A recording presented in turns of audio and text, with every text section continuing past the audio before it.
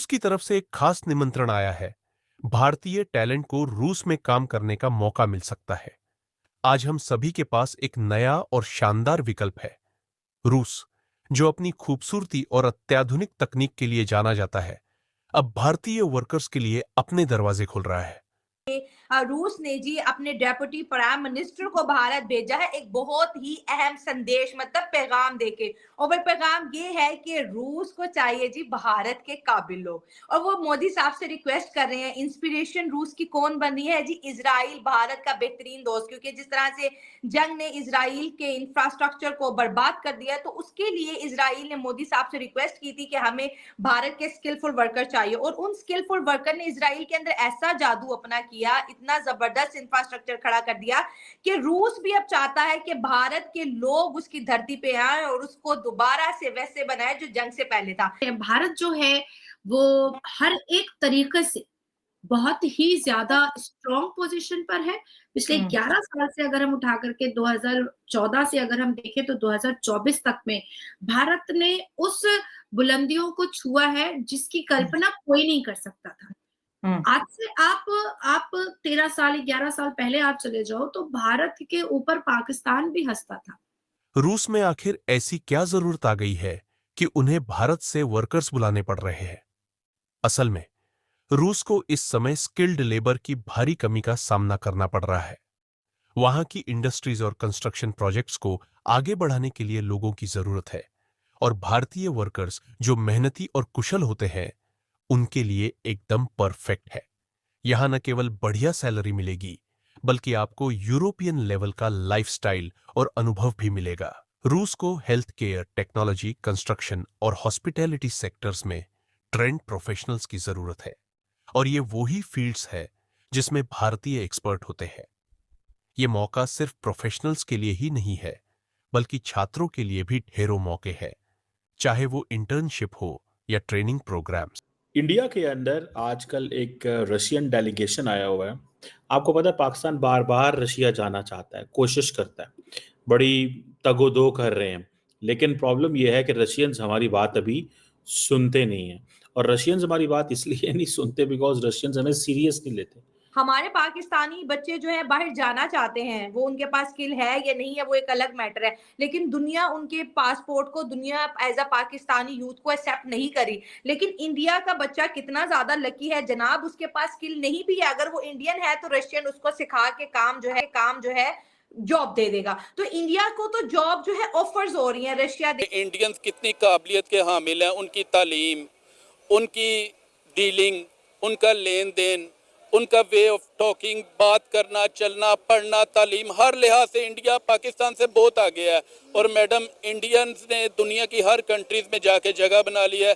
इससे बड़ी बदकिस्मती क्या होगी कि अब आप यूएई को ही ले लें कि हम वहाँ पे वीज़ा अप्लाई करें, हमें फैसिलिटेट करने के लिए तमाम मौके बंद कर दिए गए हैं, हमें वीज़ा अलाउ ही नहीं करते। और इंडियंस अगर वीज़ा अप्लाई करते हैं विद इन 48 आवर्स उन्हें वीज़ा मिल जाता है।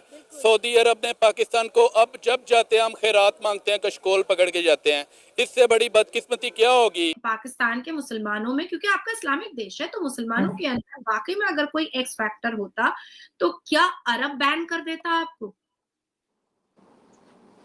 सही बात है। क्या आपको डच बैन कर देता? क्या आपको ब्रिटेन बैन कर देता? क्या आपको यूके बैन कर देता? क्या आपको भारत बैन कर देता? क्या आपको रशिया बैन कर देता? क्या आपको ईरान बैन कर देता? क्या आपको अफगान बैन कर देता? नहीं करता भाई। टैलेंट को सब सलाम ठोकते। अब आप ब्रिटेन जाकर के 6 साल की बच्ची को आपका पाकिस्तान मुसलमान जो है मोलेस्ट करता है। World don't need that kind of vulgarity. This is not talent my foot, this is not talent. तुम किसी बच्चे 6 साल की बच्ची को मोलेस्ट कर रहे हो और तुम कह रहे हो कि ये टैलेंट है? What is the bullshit? तुम कहीं किसी भी देश में जाते हो, तुम भीख मांगने लगते हो, तुम पत्थर तोड़ने लगते हो, तुम वहां पर इस्लाम का झंडा बुलंद करने लगते हो। What are you doing? तुम अपने आप को, अपनी कौम को, अपने मजहब को खुद बदनाम कर रहे हो। तुमको किसी ने कहा था 6 साल की बच्ची को रेप करने के लिए? तुमको किसी ने कहा था कि 5 साल की बच्ची को गलत नजर से देखने के लिए? तो अभी ना मुसलमान एक्चुअली में क्या करते हैं वो खुद को कन्विंस करते हैं कि देखो हम मुस्लिम है ना, इसीलिए हमको ऐसे बोला जा रहा है, इसलिए हमको बॉयकॉट किया जा रहा है। अरे नहीं, if you have talent, public आएगी, आपको एक्सेप्ट करेगी, आपको सल्यूट करेगी, आपको बड़ा जगह देगी। लेकिन अगर आप वल्गर हैं तो आपको वो भी सुनना पड़ेगा, आपको समझना पड़ेगा कि you are a vulgar person. आपको 6 साल की बच्ची में कैसे औरत दिखाई दे रही है, क्या आप प्लीज मुझे एक्सप्लेन कर सकते हैं? तो प्लीज एक्सप्लेन कर दीजिए। एक्चुअली में देखो शैला, पाकिस्तान को बॉयकॉट या बैन ऐसे नहीं किया गया है। हरकतें नहीं ठीक हमारी। जहां जहां पर आप देखिएगा, अभी बांग्लादेश किसका किसका निकल करके आ रहा है? पाकिस्तान, हिजबुत तहरीर, आईएसआई, तो हिफाजतुल इस्लाम, तो हरकतुल इस्लाम, तो जमाते इस्लामी, हमारे कश्मीर में घुसे लश्कर तैयबा, तो जैश ए मोहम्मद, तो रेप, तो बलात्कार, तो मोलेस्टेशन, तो चोरी, तो बेईमानी, तो दारू पीना, तो लड़कियां छेड़ना, तो पब जाना, तो डिस्को जाना, तो औरतों को जलील करना, गालियां परोसना, औरतों को गलत नजर से देखना, चोरी कर लेना, बेईमानी कर लेना, बैंक रॉबरी करना, सबको सबको इस्लाम सिखाना। क्यों कर रहे हो? क्यों कर रहे हो? कोई क्रिश्चियन अपना धर्म क्यों छोड़ेगा? कोई हिंदू अपना धर्म क्यों छोड़ेगा? कोई मुसलमान अपना धर्म छोड़ेगा क्या? नहीं छोड़ेगा। इंडिया के स्किलफुल वर्कर इसराइल को भी चाहिए, रशिया को भी चाहिए। और साथ साथ एक और बड़ी फेवर रशिया ने जी इंडियंस लोगों को दी है कि आप हमें सिर्फ इंडियंस दे दो, हम इनको स्किल सिखा के फिर जॉब भी देंगे। यहाँ पर सवाल ये पैदा होता है कि देखिए इंडिया ऑलरेडी स्किलफुल और बड़े एजुकेटेड लोग दुनिया को दे रहा है, जो इंडिया को सर्व कर रहे हैं जी। इंडिया की रेमिटेंसेस दुनिया में वर्ल्ड रिकॉर्ड बना रही, इंडियंस ही कमा के भेज रहे हैं ना। मतलब इतना बाहर से कोई भी नेशन पैसा कमा के अपने मुल्क नहीं भेज रही जितने इंडियंस भेज रहे हैं।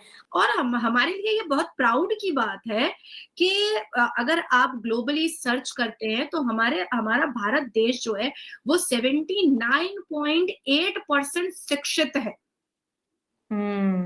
हमारे देश की जो पॉपुलैरिटी है, उस पॉपुलैरिटी में 79.8% लोग शिक्षित है। तो ये बहुत बड़ी बात है। हमारे भारत के लोगों को क्या सिर्फ इजराइल ने मांगा या सिर्फ अभी रशिया मांग रहा है?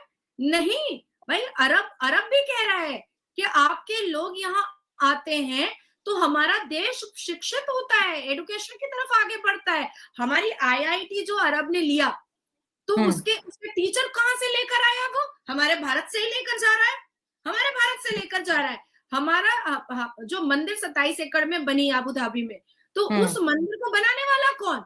सारे के सारे वर्कर तो हमारे भारत के। तो क्या वो रिटर्न आ गए मंदिर बना करके? नहीं, यूएई की सरकार ने उनको रोक लिया कि भाई इनके हाथ में तो बहुत आर्ट है, इनके हाथ में तो बहुत कल्चर है, इनके हाथ में जो तराश खराश नकाशी है इसको तो हम जाने नहीं दे सकते, इनको तो हम रख लेंगे।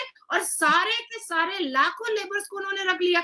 अब आप सोचिए कि अमेरिका में हमारे भारत का एक भी व्यक्ति वहां पर कूड़ा उठाने नहीं जाता है, सीईओ बनता है, बड़े बड़े पदों पर बैठता है, बड़ी बड़ी चीजें करता है। अब आप पाकिस्तान को देखिए, आपने क्या कहा कि है कि नहीं है उनके अंदर एक्स फैक्टर, वो बात की बात है। नहीं, यही बात है शैला, आपको लोग तभी सुनना पसंद करेंगे जब आप कोई नई चीज बताइएगा। मैं रोज आपके साथ बैठूंगी और मैं एक ही गाना गाऊंगी, लोग कहेंगे उसको कुछ नहीं आता, एक ही गाना गाती है, इसको कुछ आगे पीछे नहीं पता है। लेकिन मैं हर टॉपिक पर एक नया इतिहास जब खोलूंगी तो लोग कहेंगे कि नहीं, पता है, काफी चीजें पता है। तो उसी तरीके से अगर आपके